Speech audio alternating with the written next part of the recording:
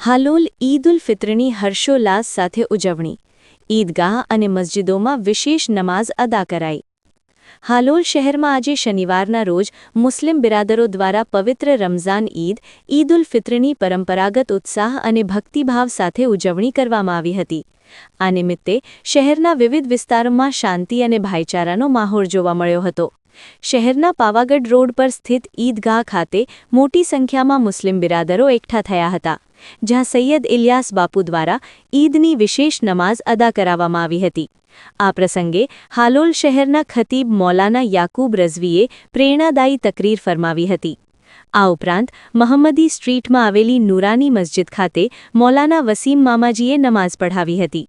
નમાઝ બાદ તમામ મુસ્લિમોએ એકબીજાને ગળે મળીને ઈદની મુબારકબાદી પાઠવી હતી અને દેશ તેમજ વિશ્વમાં શાંતિ, એકતા અને ભાઈચારો જળવાઈ રહે તે માટે વિશેષ દુઆ માંગી હતી.